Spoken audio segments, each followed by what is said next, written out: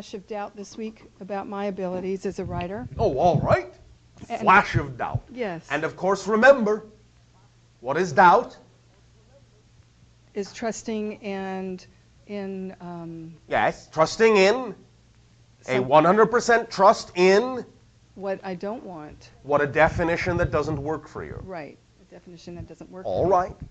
And I realized that even though some of my material had been rejected or passed on by this company, that had no effect on who I was, and that I'm very proud of my work. All right. And it just meant to me that some other company was the one that it was meant to go with. Perhaps. Different other ones. Perhaps. And I was curious. I know that that predictions are only of the moment, and that they are likely to change. Yes. And I had a psychic reading back in February, and I was wondering if you were able to give me an accuracy of the % of that reading as it stands at this moment.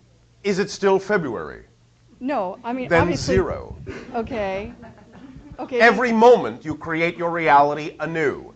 It is that understanding you really need to have in order to understand why the answer is 0. Then, understanding that readings or predictions change moment to moment. Yes. Is there any way you can give me a reading of where I am at this moment? You are 100% whatever you are deciding to be. Mm-hmm. What are you deciding to be? That's the question. Mm-hmm. What other reading can I give you other than your assessment of yourself in clear, honest self-communication? You tell me who you are right now. You don't have to literally do it. It is rhetorical to some degree, but that is the point. I cannot give you a reading of where you are, since you are infinity. Where can I say you are on a line that is infinite, except always where you are? Do you understand? Uh-huh. This may seem cryptic, may seem poetic, may seem philosophical, but it is also quite literal. You are, in some senses, giving away the power by asking me to make the assessment for you in the same way that you gave yourself an opportunity to experience how you had given away your power in terms of reacting to what other people think of who and what you do and who and what you are. Make sense? Yeah. So, remember, it isn't even about the idea that it's meant to be in another company. It is about the idea of doing what you do because that's what you love to do.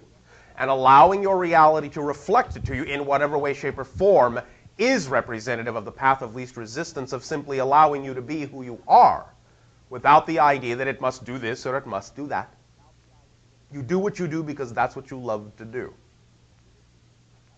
Well, I do it and I love it, but at the same time, I would like to be supported by it. Yes. You will be supported by it when you do it only because you love it. If you do it because you love it, but because you also need to be supported by it, it cannot support you because you need it to. If you do it because you love it, because it's who you are, and follow your excitement at any given moment, then whatever it is your excitement leads you to will in some way, shape, or form support you. But you must let go of your idea of what support is supposed to mean. You must relax your conditions on what support is supposed to look like. Otherwise, you cannot receive support as it may actually come. You may not see support for what it is, because you think it has to look a certain way and wear a certain suit. And thus, you cannot necessarily recognize real support when it happens. Sometimes, for example, in a sense that someone may not want to participate in something you have done can be a form of support. Because they are supporting you moving in the direction that is actually representative of who you actually are. Supporting what you have deemed yourself to be. What you have defined yourself to be. So in that sense, it is support. But if it is a certain type of support you're looking for, a certain expectation of support, then you will not allow yourself to recognize support is already with you all the time. Because the only support any of you actually need is the support to be yourself. Period. No matter how that may come. So, of course, yes, be persistent, persevere, but not in the sense of struggle. The idea, again, at any given moment is to simply make the assessment, am I doing what I really, really, really love to do? Not because of what you think it will get you. Not because of what you think it must do to support you. Simply, do I have any other choice? Is there anything else I would rather be doing? If the answer is no, then just keep doing whatever it is you find most exciting for its own sake. And let your reality guide you without expectation. Do not disappoint yourself from the driver's seat. Reappoint yourself and stay there, no matter what anyone else decides. Do you understand? Yes. Is this helping you? It is, thanks. Yes. Hi, Bashar. Hi. Okay, I wanted to ask you, is that little face on the wall in my bedroom an alien? Define it and describe it. It has, well, the face looks just like, I don't know the name of, I don't know if it's the grays or the hybrids, with the big eyes and the little nose. In what way does this face appear to you? In what manner do you perceive this?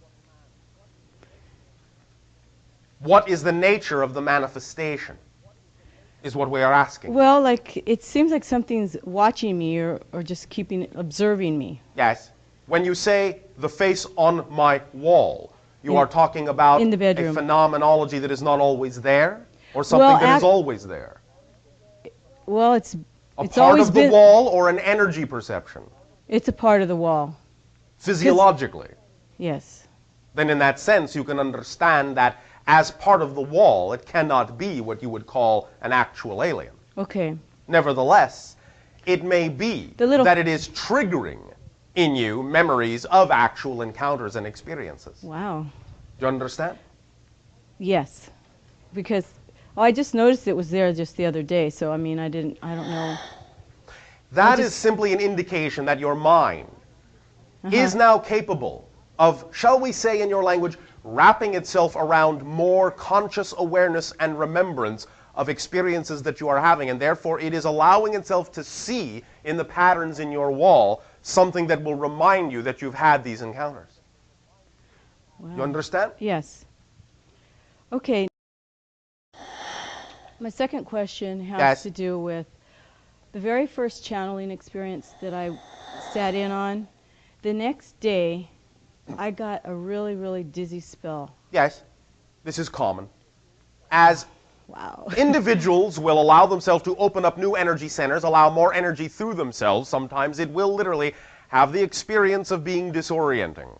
Because you are not used to handling that level of energy, it does literally disorient you momentarily until you get used to it and reconnect to your new orientation. This is a very common symptomology of new energy flow, of awakening to new levels of awareness and consciousness.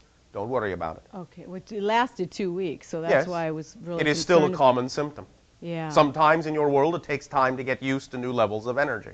And then at times I felt like I was vibrating on like a pulsation type. Yes, this is what we are saying. You are upgrading your energy frequency. Wow. You are allowing yourself to be operating on a higher level, a higher pitch, so to speak. And that can be disorienting to the way that you are used to perceiving your reality and yourself until you get used to it. I see. I'm just trying to catch up with myself. You're not trying, you are. Okay. But yes, in your reality, again, because you think as a society in terms of polarity and dichotomy, then you create a difference, yes, between the idea of the old self and the new self. And that difference you create is what creates the disorientation for however long that lasts. You follow? So yes, euphemistically, yes, you are trying to catch up to yourself, but only because your society teaches you that you have two different selves and that one needs to catch up. Okay. This is just a projected idea, but because you think of it as a real reality, you experience the consequences of thinking of yourself in that way, as an old and a new self that needs to be caught up to. Okay. The more you think of yourself holistically, the more you are willing to change instantaneously, and trusting that all those things are a part of you, the less difference you will create within the idea of yourself, and the less often you will experience that kind of disorientation. You will simply then experience it as revelation, inspiration, instantaneous recognition that you've made a shift. But there will be no disorientation. There will only be elation. You follow? Yes. And? That's great. And what? Anything else? Yes. And? Okay. Third question is, that last relationship that I had with my ex-boyfriend, was that remote viewing he was doing? Because he seemed to know everything that was going on in my life, whether he was physically present or not. This is not so much exactly the idea of remote viewing, although there is an aspect of that there. Okay. Anytime any individuals are connected in vibration, anytime they are, as you would say in your language, on a similar wavelength, you understand? Mm-hmm. Then you will create the same understanding at the same time. You will have the same kind of thoughts at the same time. And that can act as a methodology for allowing one individual to know what another individual is experiencing at that moment, because you are operating on the same wavelength. It's simply called resonance identification. And in a sense, that is to some degree the secret to remote viewing, in that you have to resonantly identify to some degree with whatever it is you need to see in order to be able to see it, because what you're doing is creating your version of that image and that experience within your own energy by identifying with it strongly enough to match the frequency of that person, place, thing, location, or what have you. I didn't feel like I was doing it with him, though. So, that doesn't mean he can't do it with you. Mm. He can identify with you, even though you may not necessarily reciprocate. You understand? Yeah. It all has to do with intention and focus and an array of other ideas emotionally. Nevertheless, in a sense, it is like unto the idea of, or can be said to be, a form of remote viewing, but it is not so much viewing as it really is simply junctioning, resonance identification, telepathic bonding, in a sense. You follow? Yes. Simply matching someone's frequency in the same way that you match the frequency of a program on your TV set, and therefore that's the program you see because that is the channel you have tuned to. Okay. I get Does that make sense to you? Then? Yes, it does. Does that help you? Yes, thank you. Thank you. I was going to a gathering, and I grabbed a large clear crystal in my hand and held it above my head. Yes. And made a very powerful statement, and the day just went swimmingly. And I'm just wondering, I know you're going to say I am using the crystal properly because that's what I decided to do, but do you have any hints? Telling us. Do you have any hints for me as to how I might enhance what I'm doing? Yes.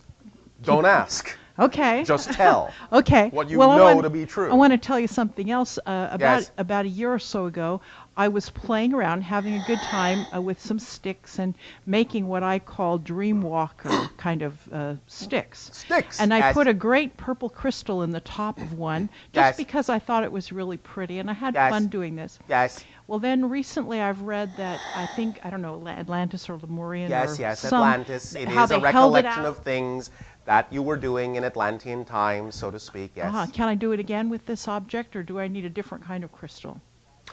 You can utilize it to a similar degree and in a similar fashion. It will never be the same because the energy of your world is not the same. Oh. But you can, to some degree, utilize it as a trigger or reflective mechanism to put you in touch with vibrations that will, for, shall we say, lack of a better term, have the same general effect in your reality based on who you chose to be now. Does that make sense to you? Yes, I believe it's very valuable, and I'll enjoy using that. Oh, Thank right. you. In an area in, I believe it's Arizona, some time ago, I was driving around, and I decided that this red cinder cone mountain was most intriguing to me because most lava is dark, and this is red. I think it's in the Flagstaff area, as I remember.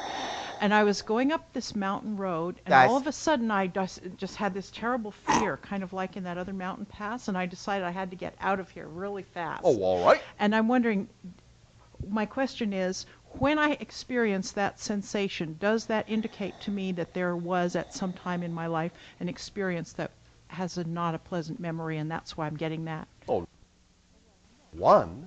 Oh, well, I know, but I'm saying when I have that feeling, am I accurate in what I think I'm It is perceiving? not always indicative of an unpleasant experience, no.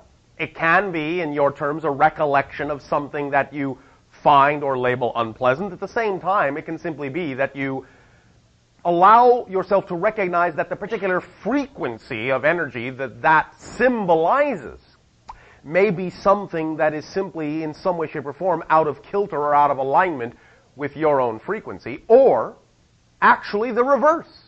Sometimes something will give off a certain frequency, and because you are out of alignment with it or with yourself, it will amplify the misalignment within you and allow you to have exactly the same kind of feeling, regardless of whether any memory of any so-called incident is attached to it or not.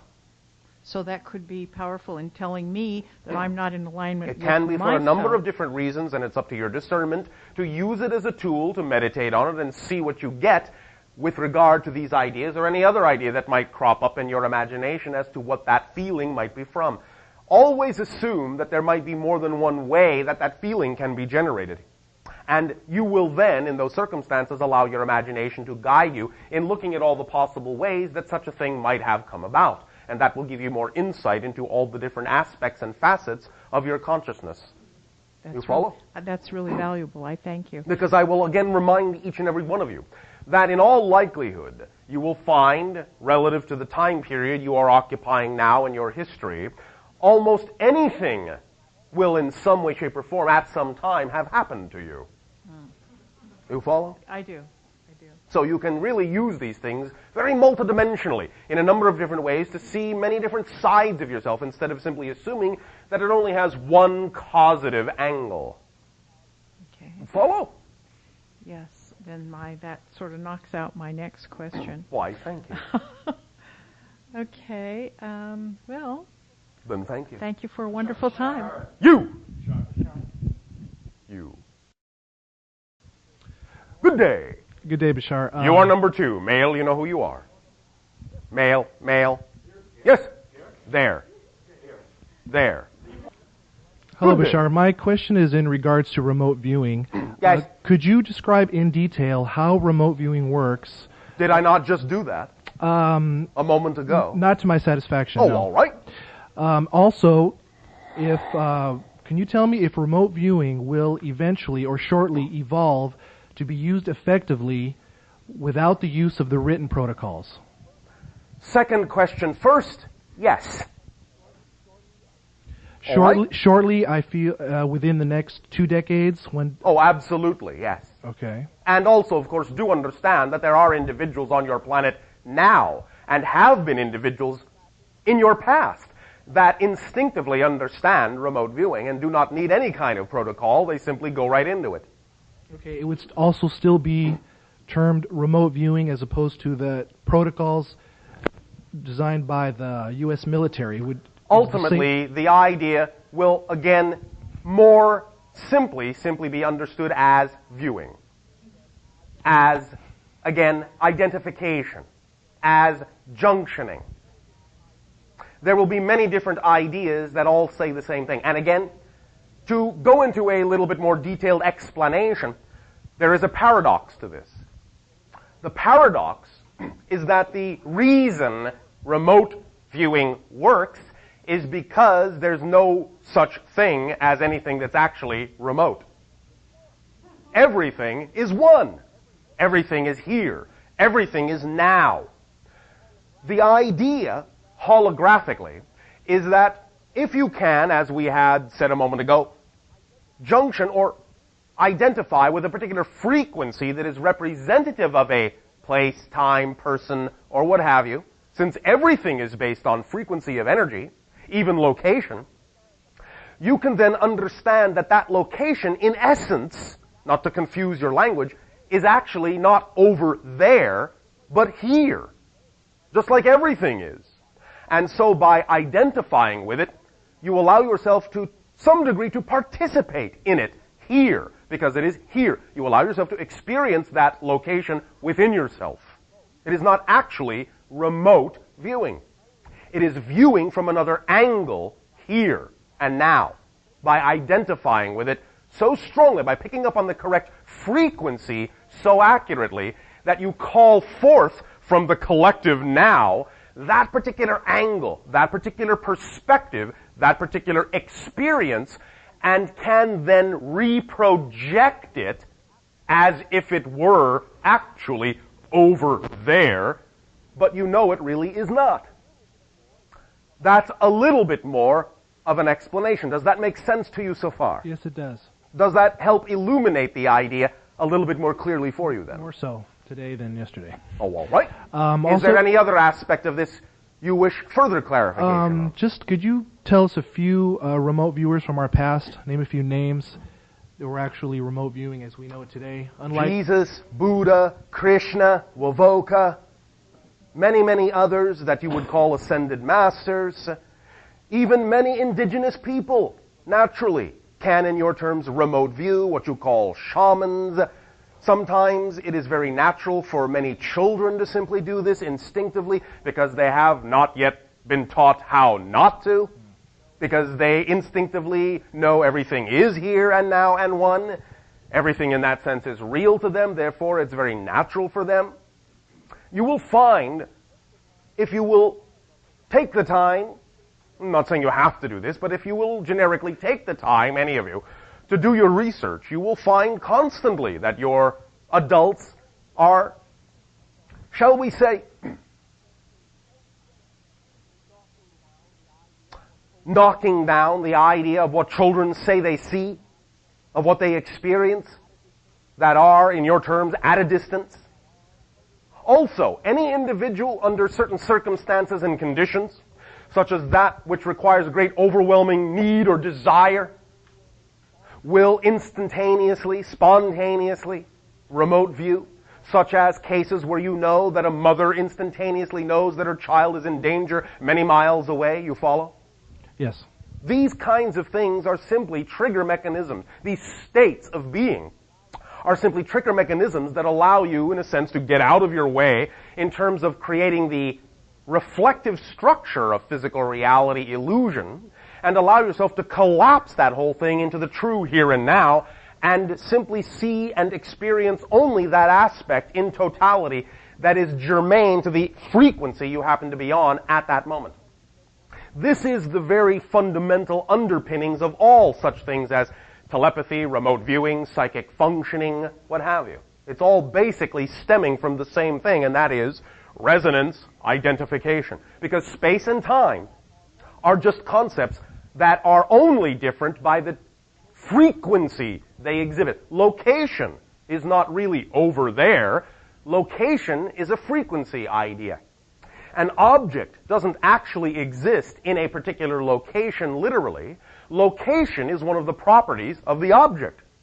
One of the properties of the equation, the vibrational equation that you translate in physical reality terms as an object over there.